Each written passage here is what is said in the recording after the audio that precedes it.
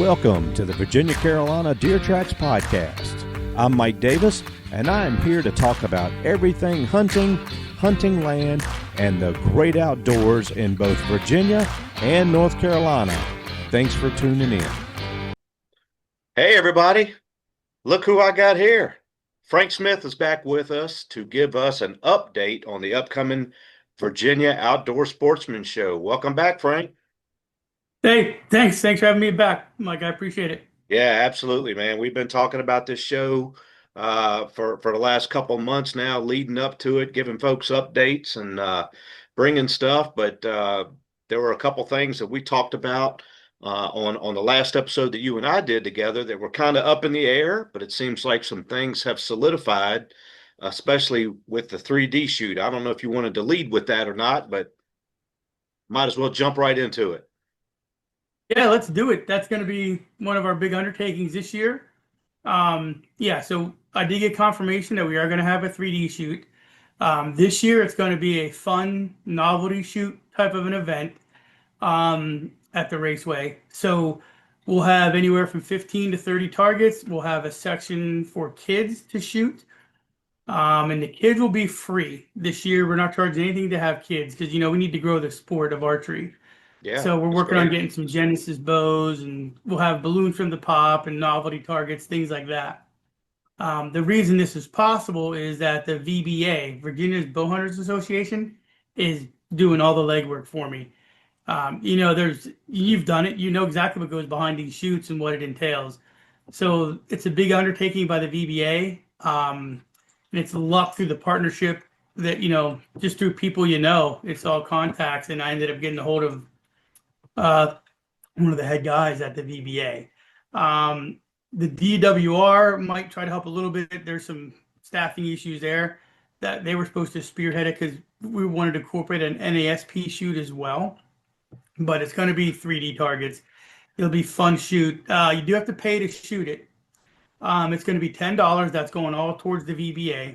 We're not collecting any money from it at all. So if you want to shoot it, you come to the main entrance.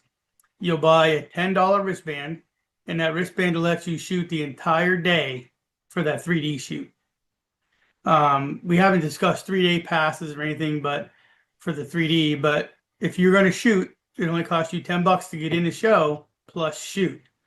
We're not going to charge you for a ticket. We're not going to charge you for a ticket for that event. We just want you to come in and have fun and shoot the 3D course. That's all we want to do is promote that. And then maybe next year we can step it up to like a competitive one where we have hunter class, open class, whatever. And if we do that, that'll probably definitely be outside a bigger area.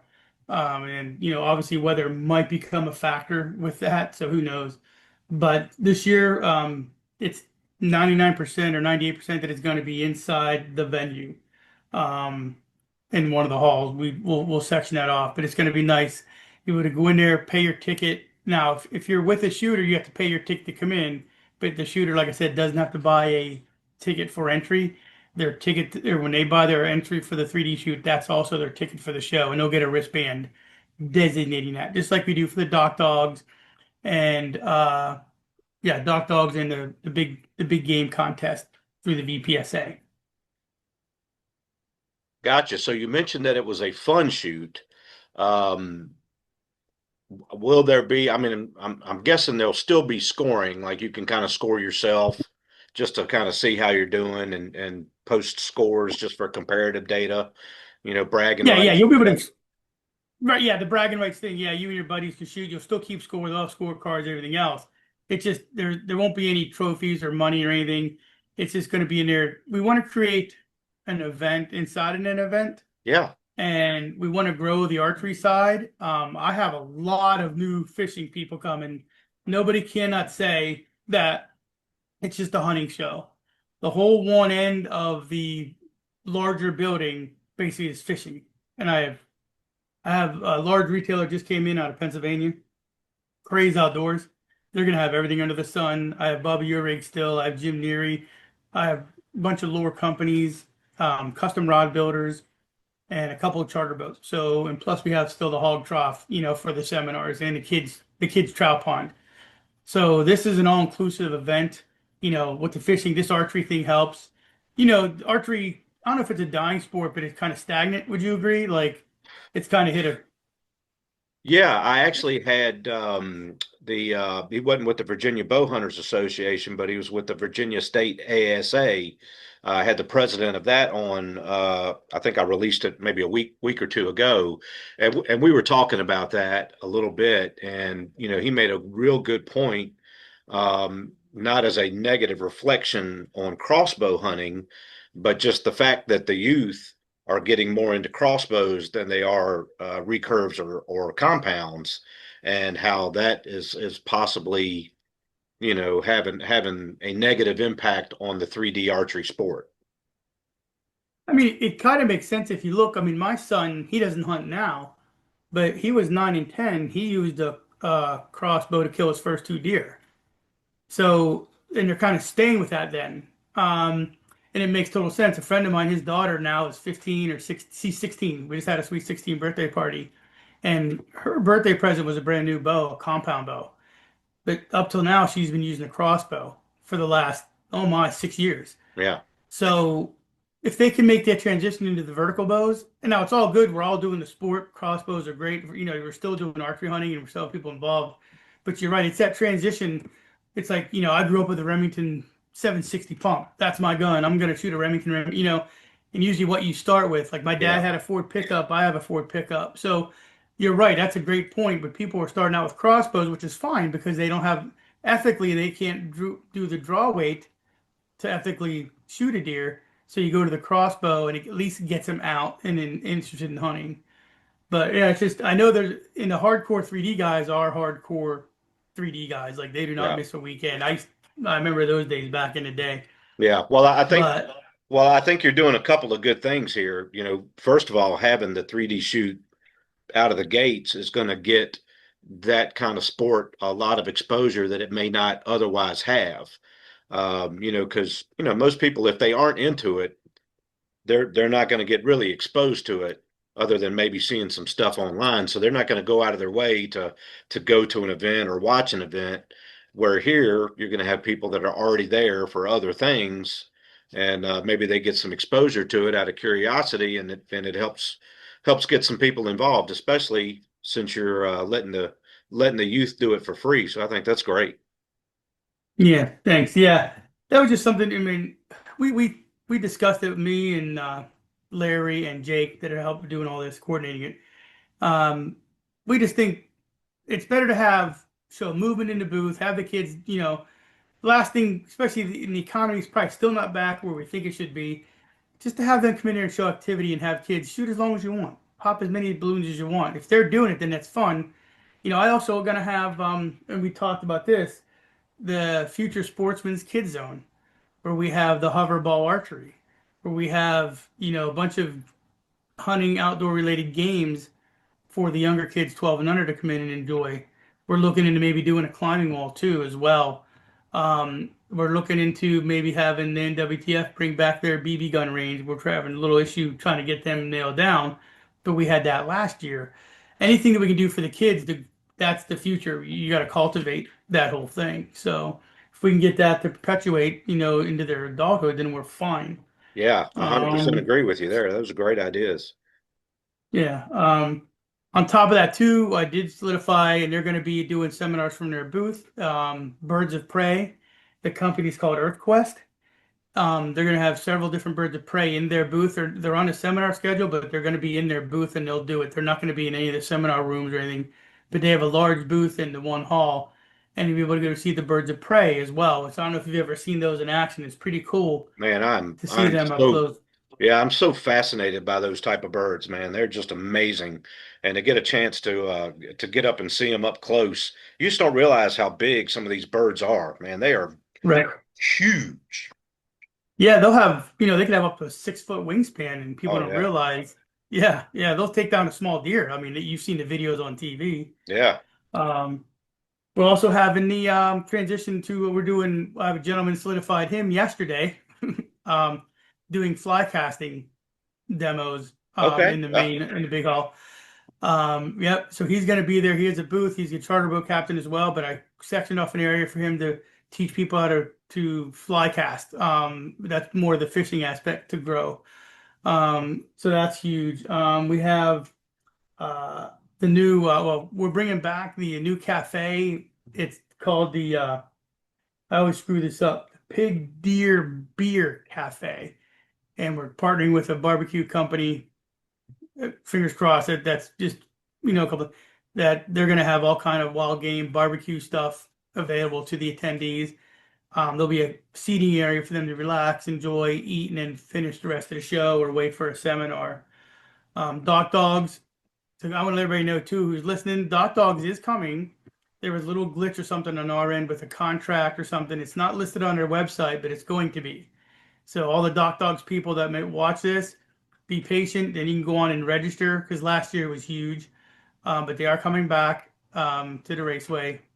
Just heads up. If anybody's any questions, they can reach out, email me, or call me, or whatever, about registration. But Doc Dogs will be back as well. So there's several things coming to this year that are new. So as far as tickets, we're gonna have a family bundle of tickets. So instead of being $12 each, it'll be $40 for a pack of four. I know it's only $8-10, but maybe that gives somebody another meal or whatever. I mean, things can be tight. Yeah. So we're offering a family bundle of tickets as well. And those should be on our website. Actually, they're up now, but just I don't know if there's a glitch, but we have tickets for sale on our website as we speak at sportsmanshow.com. We partnered with so Green Top will have some tickets to give out. Dances should have some tickets, and then the VBA. If you go through them and their website, it's tentative. We're going to give them some proceeds since they're a nonprofit, volunteer organization. If they can sell some tickets, they're going to get some proceeds from those tickets. So if you want to support them, jump out to them and buy tickets through them. And then what we'll do is probably have them just available at will call. We'll create a list. You buy your tickets and then you come to the show and get on the list for will call. And then you'll support both us and the VBA for helping us do the 3D shoot as well. Awesome. Awesome. And I will, just like before, I will include, links to the website, the Facebook page. I'm sure the VBA's got a website. I know they got a Facebook page. I'll put all that stuff on there. One thing that I also wanted to mention, I spoke with Mike Jones from the Virginia Peninsula Sportsman Association, the guys that are doing the big game contest. So by the time this episode comes out, that episode will be out. But pre-registration for that has already started.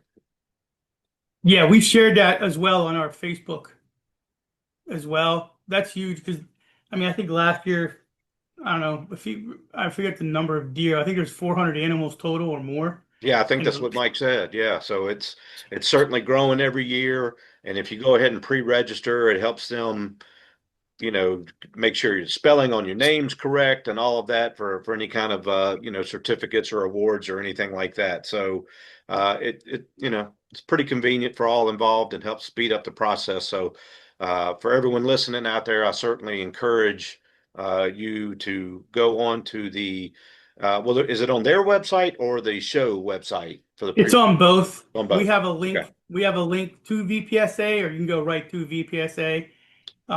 All Mike's information and link stuff is on our website as well. Yes, so you can do it right to them, or you can go right to us. Like if you're buying your tickets or whatever, you can just jump on the next tab and register for the VPSA. It'll shoot you right to their website. Yeah, man, this is going to be a great show. I can't wait. I mean, I cannot wait. It's you wait all year, you work all year, and this is like delivery day, boy or girl. You know what I mean? It's like you just want to see who shows up. Yeah, and we're excited. We're excited to be back at the Raceway Complex. We're excited to pull that demographic. We're excited to have you guys back. You guys have been a great partner with us as well. So I don't want to leave you guys out. Oh, no. Doing the fun. We love it. We love it, and it has been a pleasure. Tying in with all this. Speaking to Kenneth Lancaster, who's going to be the headliner of your speakers this year, and what a great guy he is.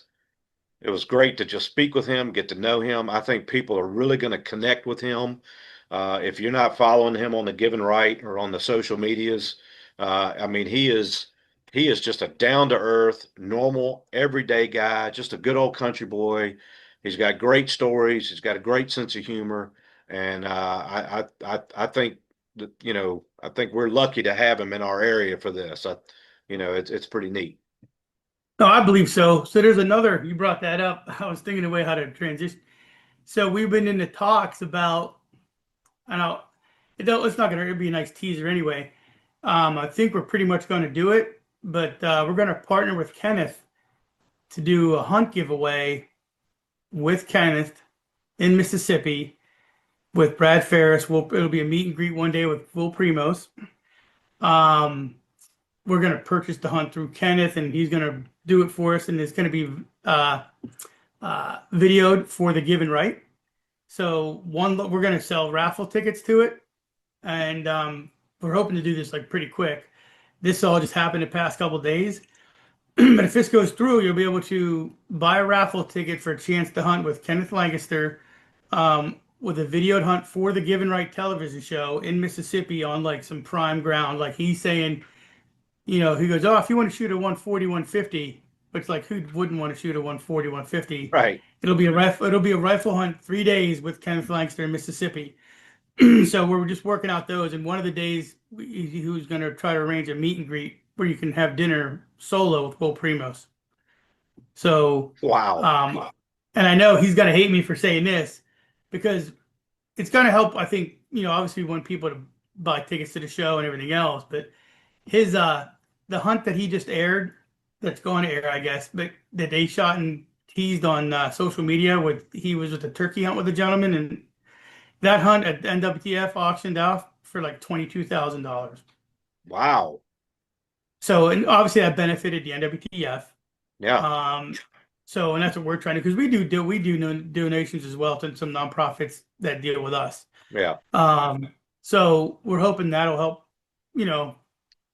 We're gonna ride his coattails a little bit to try to pull people into the event as well. Wow, man, that's really exciting, man. I'm telling you, folks, if you get a chance to hunt with this guy, I mean, it'll be the trip of a lifetime. And Sure. wow, that's really cool, man. I appreciate you sharing that.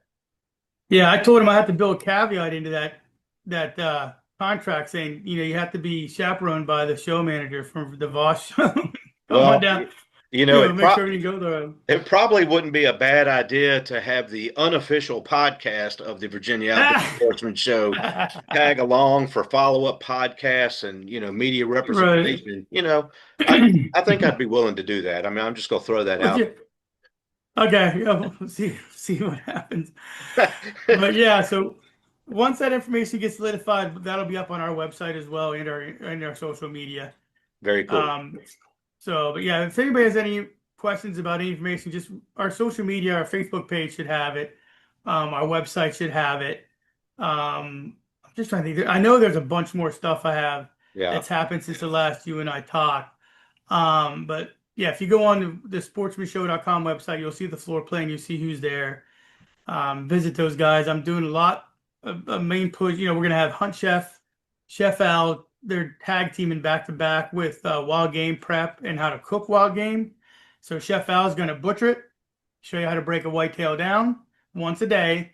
And then following that, we're going to have Jeremy from Hunt Chef come in, and he's going to show you how to season it, how to cook it, all that good stuff. Like if you're not, people like, I don't like the taste of venison, it's wild game. If Jeremy cooks it, you're not going to even know it's venison. I mean, he's cooked like possums and all kind of crazy stuff that, you can utilize. I mean, stuff that we ate, as pioneers, with no seasoning. He's going to show you how to do it and make it taste good.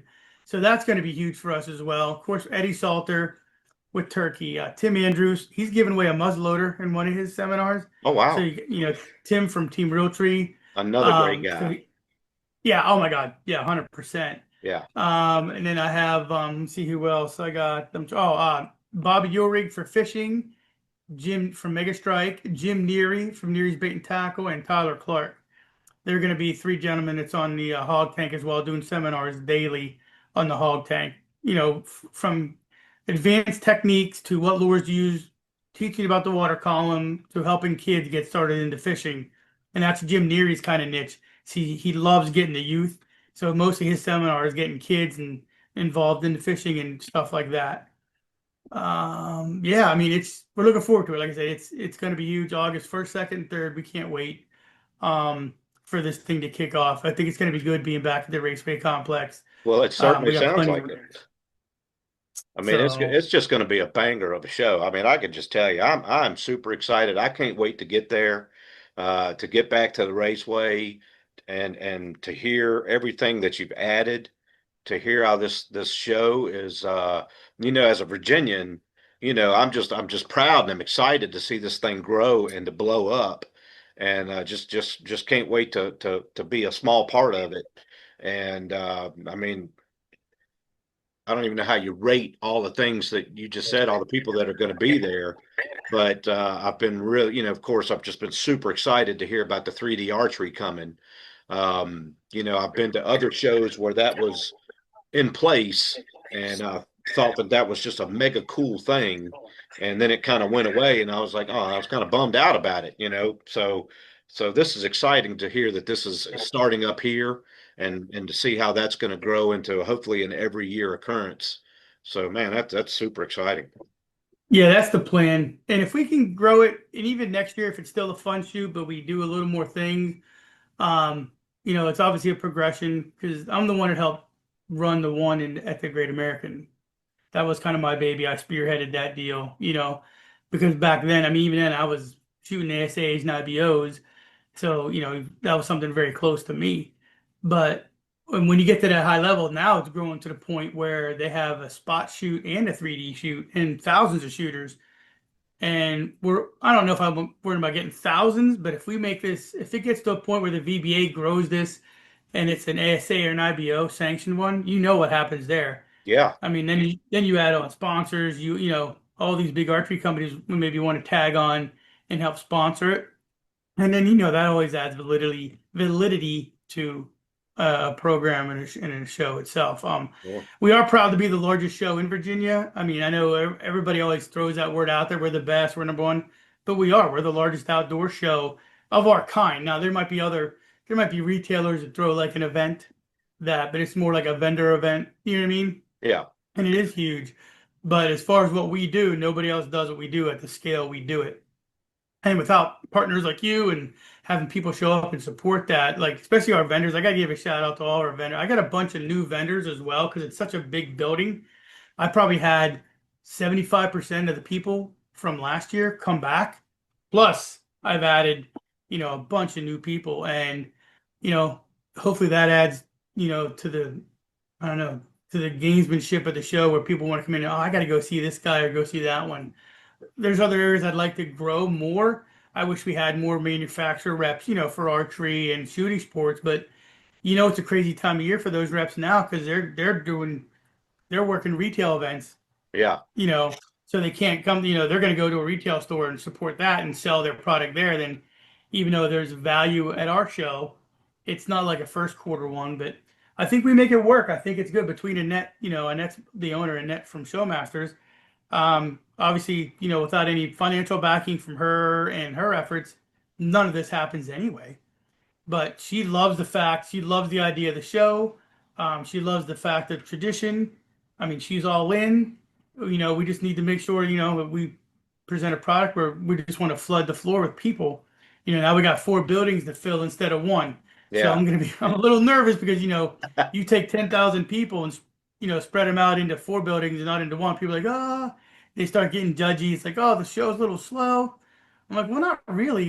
It's pretty big now. So if you have people doing certain things, but hopefully that's not an issue. I just want people to come in, especially the state of Virginia. This is your kind of World Series right before the hunting season. yeah. That's right. Hopefully we're presenting enough stuff for you. I have new outfitters. I have a couple new African outfitters. I have a new one, I think it's Knox County from Missouri, a new deer outfitter in there. I have a couple cool nonprofits that are coming in that are really cool. Whether they take veterans hunting, whether they support youth, like I got hunting for the Cure coming from Georgia.